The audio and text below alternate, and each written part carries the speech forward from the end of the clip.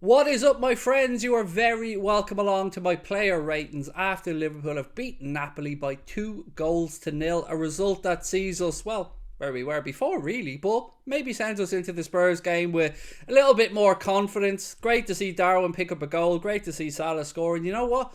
Great to keep a clean sheet. I didn't expect us to keep a clean sheet today, particularly after seeing the starting 11, but I'm all smiles as you can see. I'm going to take you through, vote from 1 to 10 as always. Want to know your thoughts in the comment section. Do drop a like in the video and please do hit the subscribe button. I'm running out of superlatives. I'm running out of phrases and words to speak about Alisson Becker. We are really fortunate to have this man as the goalkeeper of our football club. And yes, today he didn't have a whole lot to do, but he is so calming and reassuring, and his distribution is top notch, and I just love everything about him. So for no other reason other than the fact that, I mean, look at him.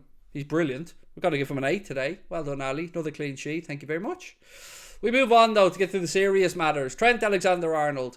Look, you don't need me to tell you today that the Georgian Messi had him on toast on many occasions. It was a difficult evening for Trent, and when gauging a performance from Trent Alexander-Arnold, I feel like you have to break it down into two areas: his defensive side and his distribution and his ball playing side, because there was some great crossfield passes, there was some positive stuff from that regard, but I would be lying if I said I wasn't again left disappointed with Trent's performance. He is capable of so much more, and I'm aware that he had a very difficult competitor tonight and he could do with a little bit of help at times, but there was just too many occasions where he just was a bystander. And I remember one incident in the second half where the same player, the Georgian Messi, picked up the ball on the left hand side and he cut in field and Trent did nothing. And when I mean nothing, I mean other than look at him go past him. He didn't stick a leg out, didn't foul him, didn't change his body position, did nothing, and it was far too easy, and it's inexcusable for somebody of Trent's experience to be letting things like that happen. And if you add into that in the first half, the couple of occasions he was just ghosted past, nutmegged, just turned inside out, it was another not up to par performance. So I'm going to give Trent a 5 today. Moving along to this gentleman, Ibrahima Konate. Great to see him back in the Liverpool starting 11. I wonder how high his ceiling is, because he's still so young. What is he? 22 years of age. He looks accomplished already. He is a man mountain. He's an exceptional centre back, and it's going to be scary how good this dude can be.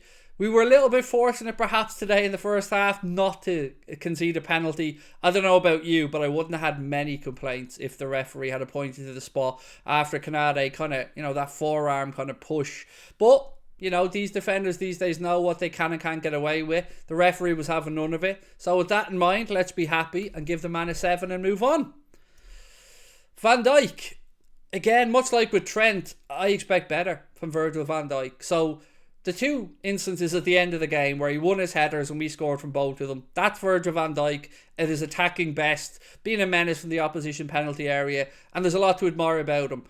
But defensively, I'm sorry, I still feel nervous. Whether it's the fact that he's been outjumped by a man 9 inches or so shorter than him when both of them had a standing start, that worries me. He doesn't look as composed and as calm as years gone past, and he can't head a ball to save his life as a defender. And what I mean by that is, watch it. If you think I'm talking out my backside, watch how many times Virgil van Dijk heads a ball to nobody when he's clearing it defensively. And there was an instance today in the first half again where it was a ball crossed in and he could have headed it out for a throw in, but he heads it out towards a corner. It's just little things that are annoying me about Van Dijk. Some people are saying, do I think that he's maybe coasting through towards the World Cup? I'd never accuse him of not being professional, but I want more, I expect more, and he's capable of more. So that being said, I'm going to give Van Dijk a 6. Moving on to Costas. I'm unsure. There's always at least one player in a player ratings video where I'm unsure about how to gauge his performance. There was some good stuff, some bad stuff. His crossing from a set piece from a corner, brilliant. But in open play, I didn't feel it was as good as it could have been. But then again, I'm holding him to Trent and Robbo standards as well. So look, I'm going to be fully honest and say I'm struggling to gauge how to give Costas a score today. I haven't had a chance to watch it back or anything like that, so I'm working off fresh emotion after the game. So look, I'm going to be safe and go with a 6. If I'm very wrong and you think differently, as always, let me know in the comment section. Fabinho, not going to be stuck on the fence with this one. Bang average, slow, looks disinterested, not got the physicality he once had. His passing isn't up to it. There is something not right with Fabinho, and I don't want to hazard a guess at what it might be. I don't know. I just don't know. But he looks like he's aged overnight, and he looks like he is towards the latter part of his career and not a 29-year-old player. I'm worried. I'm very, very worried because we've been very fortunate to have this man in a defensive midfield position since he's come to the club. He has been a breath of fresh air. He's been wonderful. But again, I've got to be honest and say this season, he's had a stinker all the way through. I can't really think of a very, very good performance from him. So I'm sorry. I'm going to give him a 4 today. I thought he was shocking. James Milner, my man of the first half. That's why James Milner is still a professional footballer. He was putting himself about. He was putting in tackles. He was everywhere. I thought he looked like a 25-year-old out there. Really unfortunate to go off. I hope he's okay. I think it might have been the head collision that sent him off. So I do genuinely hope Milner's okay soon. And I thought he was brilliant in the first half. I did. I can't lie. I'm going to give Jimmy Milner a good solid 7. He was leading by example in that midfield in the first half, and he was the best of our midfield trio. Thiago, not his greatest game today. Did what he had to do, I suppose, but we were being overrun through midfield far too often for my liking in the game, and he was part of that midfield trio. I am a huge Thiago Alcantara fanboy. I have no problem admitting that, but today I'm going to give him a 6 because it was a kind of meh performance from Thiago. He kind of just ambled his way through the game for me. Mohamed Salah, very different 45 minutes. We struggled to get him involved in the first half. He did have a couple of opportunities, one shot, a couple of crosses, but he just looks better and more effective for me when he plays centrally. Now, I don't know if we maybe have accidentally stumbled across something here, but with Darwin drifting into the left side and Mo being more central, I think that works magnificently. And case in point, that attack in the second half. I don't know who played the long ball. I don't know if it was Trent, Alisson, whoever, but there was a long ball played. Mohamed Salah drops a little bit deeper, and with a beautiful swish of his left boot, he plays the ball into the channel to Darwin, spins around and makes a beeline to the 6-yard box. Darwin then drags himself out a little bit wide, but plays a lovely ball across the 6-yard box, which Mo had followed in, and he was really unfortunate not to get on the end of it. It was a great bit of defending from the Napoli player that put it behind for a corner, and I just thought he looked so much better from the point where he went central onwards. So I hope Jurgen Klopp pays attention to this, and I hope that we see himself and Darwin as a double pivot up top, because they have real potential together. Great to see Mo with a smile on his face again at the end of the game. And because it was a game of 2 halves, I'm going to give him a 7, but really it was a second half 9 and a first half 6. Curtis Jones, I say the same thing over and over again. I don't know what his job is in the team. I don't know what he brings. I'm very confused. He takes too many touches. He turns into traffic too often. He dawdles on the ball a little bit too much. You don't get that time in senior football that he would have had at underage level. And I'm just not sure about where on earth he is going to ever nail down a place in this Liverpool team. You can speak about him being a squad player all you want, but I never feel like he's going to impact a game or change anything when he comes on.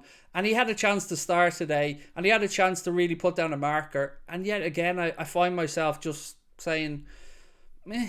So I don't know if Curtis Jones will make it at Liverpool or not. I think he is capable of being a Premier League footballer, but let's ask the awkward question. If he wasn't Scouse, would he be in this Liverpool squad?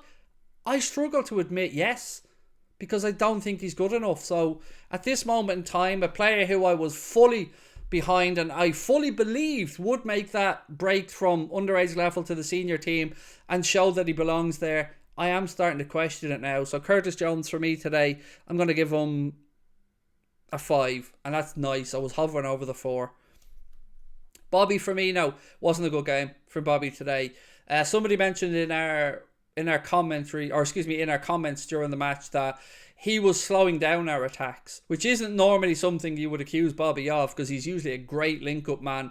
But I agreed with that commenter today. I did think Bobby looked a little bit slow, a little bit leggy. His passing was driving me insane at some points. It was always behind its intended target.